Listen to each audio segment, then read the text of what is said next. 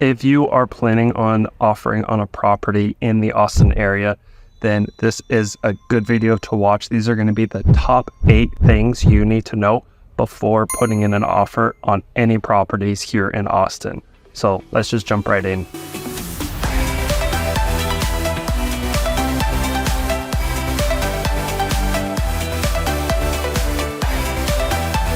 My name is Connor Olson. This is the Living in North Austin YouTube channel. Thank you so much for watching. If you have any questions about relocating to the Austin area, my contact info is right here. Feel free to text me or give me a call or send me an email, and hit that subscribe button and hit the little bell notification so you could be the first to find out about new things that are happening in the Austin area. So let's jump right in and talk about the 8 things you need to know before putting in an offer in on a house in Austin. Today, we're going to be talking about the top 8 things you need to know before you make an offer on a property in the Austin area. These are things that are very comprehensive list and things you definitely need to know, but this list is in no particular order. So let's just jump right in. The first thing you need to know before making an offer is the tax rate of the property. So it's important to know what the property taxes are on the home. The state of Texas has some of the highest property taxes in the US. In Austin specifically, the average tax rate is probably around 2%, with some areas getting down to 1.7%, and the highest I've seen is 2.9%. So that makes a huge difference. That is thousands of dollars every single year. So it is important to know the tax rate before you put an offer in on a property in the Austin area. Now this goes for any kind of property. It can be a new home, it could be an existing home, it can be in Austin, in Round Rock, in Georgetown, in Pflugerville, in Maynard, in Buda, in Kyle. It doesn't matter. This applies to every single area throughout Austin. The next thing you need to know is the school districts. So like a lot of places, school districts don't align perfectly with the city itself. So you might be in the city of Cedar Park, but you're in the Leander School District. Stuff like that's very important to know because school district is one of the main drivers of value of a property. So you definitely need to be aware of what school district and specifically what school you are zoned for, especially if you have little kids or plan on having kids. Next up is the option period. So this is something that's somewhat unique to Texas. It is, in most states, it's called the inspection period. So in Texas, instead of having what's called an inspection period, we have an option period. And the option period basically states that you have a specified period of time where you have the option to terminate the contract. Now, this is different from a typical inspection period in other states because honestly, I haven't practiced real estate in other states, but this is what I've heard. If something comes up in the inspection, then you can terminate, but it has to be substantial enough to terminate. Again, every state's different, but that's the generic understanding. In Texas, you can terminate the property during the option period for any reason. It doesn't have to be inspection related. It could be whatever reason. You could put the house under contract. The house next door comes up. You like it better. You terminate the first contract. So it really you have the option to terminate for any reason. Now, there's pros and cons to this. The pro is that it gives you more flexibility and reasons to terminate. The con is that with this extra flexibility, that you have to put up what's called an option fee. Now, this is a non-refundable fee that will go directly to the seller. So if you were to terminate the contract, the option fee goes to the seller, even if you get the earnest money back. If you end up purchasing the home, then the option fee is applied to the cash you need to purchase the home. So it gets applied to your down payment. So if you buy the home, then great, it gets applied. If you terminate, the seller keeps that money. Now, the option fee depends on the purchase price of the home. But for example, the median sales price home is $450,000 right now. A typical option fee would be $150 to $250. And that will buy you an option period of around 7 to 10 days. Now, this leads me to my next point, which is about inspections. So during the option period is when you're going to get all of your inspections done. And in some places, 7 to 10 days to get all your inspections done sounds like it's no time at all. I had people who moved here from California and they were expecting a 3-week inspection period. If you have the right inspectors, you can get them in there within 48 hours usually. We have a couple inspectors here that are very efficient and the calendar is pretty wide open. So 7 to 10 days is totally doable, especially if the general inspection comes back with recommendations of getting additional inspections. Then, having it 7 to 10 days is very useful. Now, there are 2 kinds of inspections that I always recommend that people get. The first is the general inspection, which will tell you everything that's wrong with the house. The second is a foundation inspection. It is very common in Texas to have homes with shifting foundations. It has to do with the soil that we have here in Texas. So with those 2, you can get a good idea of anything major that's wrong. The general inspection will cover things like the roof, some of the plumbing. It'll cover your HVAC system, your water heater, and then the foundation inspection will let you know if the settling of this house is within reason or if it exceeds the recommended standard. If the home exceeds the recommended standard, or if there was previous foundation work done to the property, then I always recommend you get what's called a hydrostatic test. This will make sure that the plumbing underneath the property is not leaking. This is important because the 2 major costs that you incur is getting the foundation adjusted and then fixing the plumbing underneath the house. If anything comes back in the general inspection, for example, they see signs of mold, then get a mold inspection. If they see potential plumbing leaks, get a plumbing inspection. Definitely listen to what the general inspector says and what they recommend, but at the bare minimum, get the general inspection and get a foundation inspection. Item number 4 you need to know is your commute time. If you are looking to commute around town for work, you definitely need to know what that commute time is before you make an offer on the house. I can't tell you how many times that I have people who say, oh, it doesn't look that far, on a map. But when it comes time to commute during rush hour, that time can really get pushed back and can add up. As a general rule of thumb, if you work up north, you should probably live up north. If you work south, you should probably live south. Crossing the river to go from North Austin to South Austin is where the majority of the traffic hits.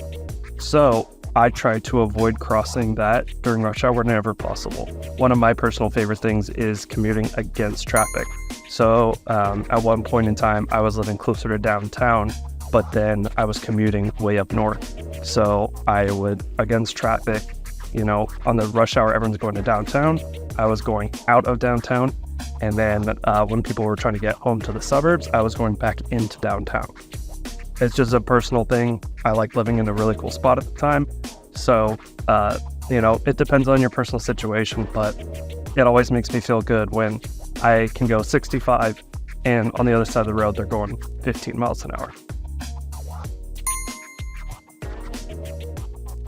Number 5 on the list of things that you need to know before putting in an offer are the stats on the neighborhood. So this is something that your realtor can easily find out, but the main things that you want to know are what are the comps on the property, how does the size of this property relate to those other properties, what is the condition of this house versus the sold houses, what is the current competition in the neighborhood, meaning how many homes are for sale. Are there a lot of homes for sale or not many homes for sale? Next, you need to know what is the average days on market for that area. This is important to know because the longer a home sits on the market, the more likely the sellers are to make a price cut. So if the home you like just got listed a week ago, offering 15% less probably is not going to work out. When they list the home, they have a lot of hope, they have a lot of energy, they're very excited. They want to get as close to their list price as possible.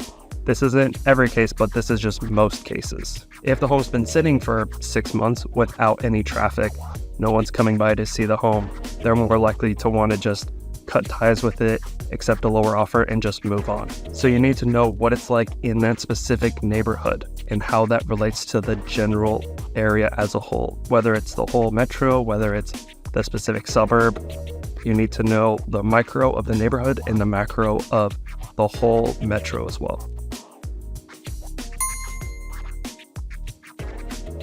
Next on the list, you need to figure out what is more important to you financially when purchasing a home.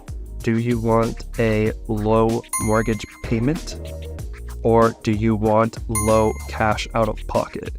So for example, you can structure a deal to have a high down payment with a very low monthly payment, or you could have a low down payment and a high monthly payment. So one of them, you put a lot of cash up front, but you save monthly. And on the other one, you put low cash up front, but you save a lot each month. So that's a very personal financial question on what is more important to you, cash up front or monthly cost of ownership.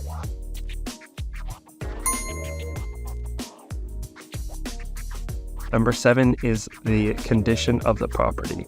Now, I don't mean condition being updated or not. I mean condition is right for you. If you're someone who enjoys DIY projects, then it doesn't make sense for you to go buy a new construction home. On the flip side, if you are extremely busy and you don't want to do any DIY projects, you should be looking for something that's more updated as well. So I think it comes down to your comfortability of, do you want something that needs some work and you're excited to do it? Or do you want something that's fully move-in ready and you're excited to not have to do any work? It ultimately comes down to personal preference.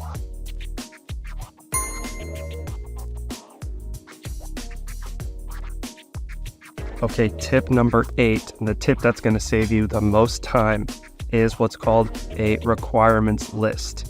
So I run through this with all of my new clients when they are looking to purchase a home. I ask them to categorize various different aspects of a home into 3 categories. The first category is what are must-haves. I'll give you an example of a must-have. Let's say you are a family of 4 and you want your kids to have their own rooms. So you need a 3-bedroom house minimum. That is a must-have. So it doesn't make sense to tour any 2-bedroom homes. That's pretty self-explanatory. Another must-have would be, let's say you're in an apartment and the reason why you want a house is you want a little more space and you want a backyard for your dog.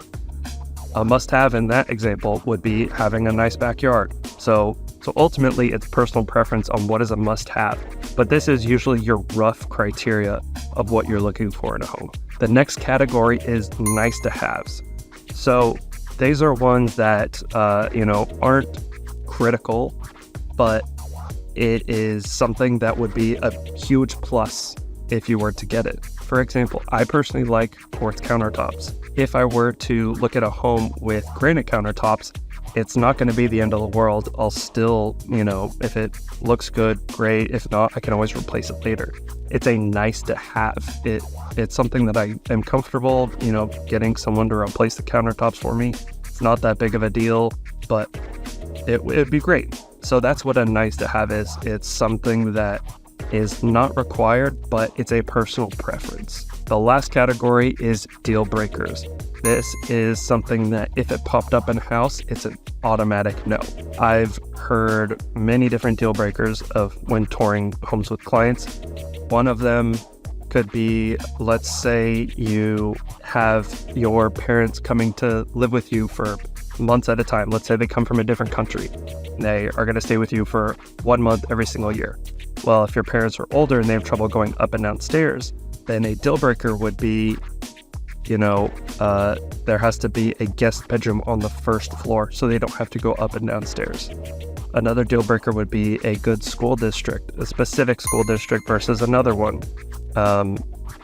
The must-haves and the deal breakers are closely related, and a lot of them can fall into both categories. I think deal breakers are more like Absolutely not. I have a clear reason why I don't want this. Absolutely not. But a lot of times it can fall into both. So before you start looking at houses, a requirements list is very important, because I have not had it in the past, and I've toured, 5-10 houses with clients, and we waste our time touring homes that they will never like because there's a deal breaker in this house, or it doesn't have their must-have in this house. So getting on the same page up front with your realtor is extremely important. It's going to save you time. It's going to save them time. It's going to save everyone from, falling in love with the house that ultimately won't work out later in the future. So that's it for this video. Thank you for watching. Again, we covered 8 different topics of what to look for in Austin before you make an offer on a house. And thank you for watching. If you have any questions, feel free to reach out. My contact info is right there. Give me a call, send me an email. I'm happy to answer any questions you have. Thank you for watching. I will talk to you in the next one.